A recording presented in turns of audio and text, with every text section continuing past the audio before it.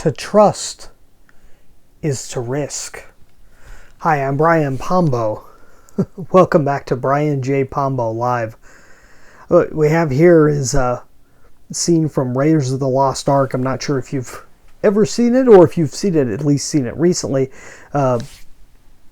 Raiders of the Lost Ark, this scene is in the very beginning of the movie. This is, I believe his name's Satipo, is the character who is the partner of Indiana Jones in Raiders of the Lost Ark. Early on in this story, you're seeing the end of a story where they're looking for this small golden idol, and you're seeing this picture is of him betraying Indiana Jones. They're in a situation where he needs the whip, but he's got the whip and the other guy's got the idol. He says, "Give me the idol, I'll give you the whip." And then he doesn't give him the whip afterwards and walks away with the idol. It didn't work out well for him, but at the same time, it was the quintessential scene that came into my mind when thinking of trust issues. and most entrepreneurs have some form of trust issues. It's almost guaranteed that there's going to be some type of trust issues involved, because it comes with the territory. But here's a funny thing. In order to be an entrepreneur, in order to be a business owner, in order to go out on your own, you need to be able to handle risk. And that's the whole game. Because risk really is, it's somewhat of an illusion, because all of life is a risk, honestly. I mean, you go and you get in a car to drive.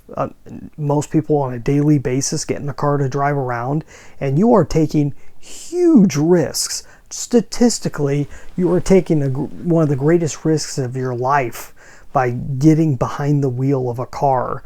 And it might even be worse being the passenger in a car, but we take risks all the time. It's more of the perception of risk. It's the perception of what you can lose in a situation. And trust, if you have trust issues, whether you're an entrepreneur or not, if you've got trust issues and you have a tough time trusting people, you're risk adverse. You don't want to take the risk on a person. And it goes even deeper when you're dealing with a person, because you don't want to take the risk of actually liking a person, of becoming close to a person, of letting a person become too close to you, of having to break it off at some point if that person doesn't live up to expectations. And this isn't only with partners. This is with employees. This is with vendors. This is with any type of relationship that you're starting out with, even a professional relationship within the confines of business. You're talking about a risk factor, and a very huge risk factor that comes with trust. There's no way around it, though. And it really comes back to, I know it's overused. They always use the old Russian phrase that Ronald Reagan was famous for saying, trust but verify. And that really, you have to live your life that way. You really do, one way or the other. You have to take it to the point to where you're willing to start out trusting people and allow them the opportunity to stab you in the back, so to speak, or to not live up to expectations, or to not communicate well, or to not, whatever many things that can go wrong when you're dealing with another person, to not just match. Sometimes personalities don't match, and sometimes it doesn't. One person doesn't need to be right or wrong. There's just not a good fit when it comes to two personalities. That's trust. Trust is being willing to go for it and realize that it can all go wrong at any time, and oftentimes does. When you're dealing with other people, it's real. It's kind of like marriage. That they say with marriage, because with marriage, you got to have two people agree to it, right? That's kind of the definition of marriage. You got to have two people agree to get together and join forces. But it only takes one person to quit, especially nowadays. At one point, you had to have both of them agree to quit. But now you only have to have one agree to quit. And the same thing is true when it comes to any type of business relationship. So these are things you got to keep in mind when going through this process. And when you start hitting that wall because you're not willing to trust, you have to realize you have to weigh the risks, just like you do with anything else, and say, what do I have to lose here? And what do I have to gain? And if the gain is greater, then you move forward. And if you're willing to take the risk, and you got to be willing to take the risk when it comes to people. And you got to also be ready to be disappointed in a sort without letting it destroy your world. If you're ready for it, it won't be that big a deal. If someone doesn't live up to expectations, it's not that big a deal. If you don't set expectations too high, even better.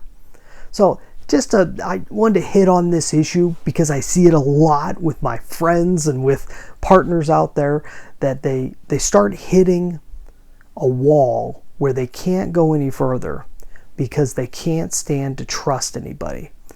And the main key I see to that is communication. Communication from the very beginning, before you ever decide to move forward together. Make sure that's all very clear on what all sides want from it, because it's always there. Oftentimes we act like somebody doesn't have selfish intent. There's always some selfish intents there in there somewhere. So you just got to be open about it, and you got to put that all out on the table, and then keep those lines of communication clear all throughout. Constantly ask the other person whether we're still on track. Are we still going along with the current goal? Contracts are useful in this way, not because you want to sue somebody.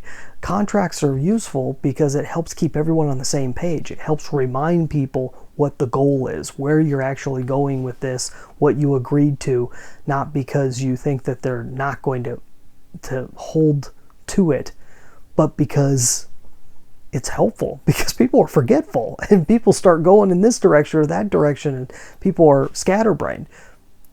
Contracts are helpful. That's the trust but verify part of it, right?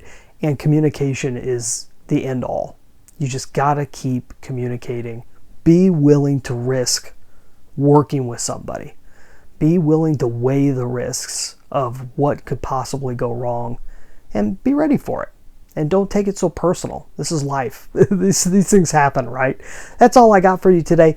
Hey, go check out my training all about content marketing. If you don't know what content marketing is and you're not sure if it's right for you, this is the perfect training for you. contentmarketingquestion.com. It's all I have for today. We'll see you next time. In the meantime, get out there and let the magic happen.